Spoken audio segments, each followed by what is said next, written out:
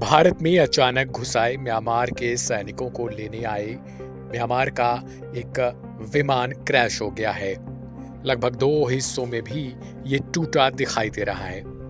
लेकिन सवाल है कि भारत में ये विमान क्यों आया और अचानक से भारत में म्यांमार से कैसे सैकड़ों सैनिक रातों रात घुस आए थे। क्या थी इसकी वजह, जानेंगे ये सब कुछ इस वीडियो में।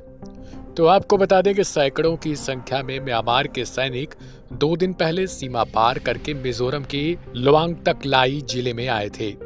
इतना ही नहीं, सिर्फ 2 दिन पहले नहीं बल्कि इसके पहले भी अक्टूबर और नवंबर में भी म्यांमार के सैनिक भारत में घुसे थे, क्योंकि इनके कैंपों पर अराकान आर्मी के विद्रोहियों ने कब्जा कर रखा है। ये संघर्ष पश्चिमी म्यांमार के रखनी राज्य की घटना है। म्यांमार से वो अपनी जान बचाकर भारत में आए थे, इसलिए वे भारत में सुरक्षित भी रहे। पश्चिमी म्यांमार में अराकान आर्मी के विद्रोहियों ने 7 दिन पहले दावा किया था कि उन्होंने एक जिले पर कब्जा कर लिया। यह भारतीय सरहद के बेहद नजदीक है। पिछले साल अक्टूबर से म्यांमार की सेना के खिलाफ जातीय विद्रोहियों के हमले लगातार बढ़ रहे हैं। म्यांमार में जातीय हमलों की बढ़ोतरी के कारण ही म्यांमार की सेना पर यह हिंसा की आग टूट पड़ी है। अराकान आर्मी ने चीन स्टेट के पालेतवा शहर पर कब्जा भी कर लिया है। इसने टेलीग्राम पर बताया था कि पूरे शहर में सेना का कैंप नहीं बचा है।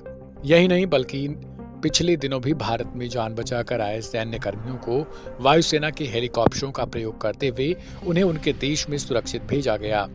बता दें कि म्यांमार से जान बचाकर उनके सैकड़ों सैनिक भारत में आए थे। भारत ने म्यांमार के 184 सैनिकों को उनके देश वापस भेज दिया है।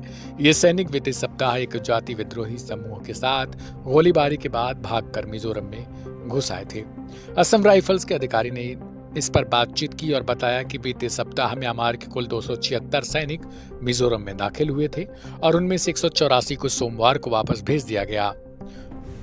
Today at 10:30 a.m., one plane from government of Myanmar had come to Lengpui airport to take back the surrendered Myanmarese army personnel. While landing, the aircraft overshot the runway and went into the bushes.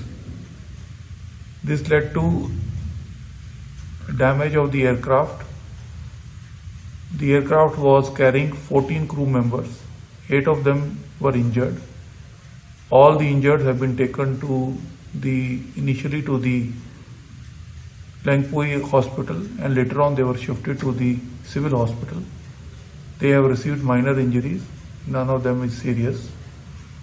At the moment, the operations at the airport have been suspended, and thorough inspection is going on, and final decision regarding the operation of airport would be taken shortly.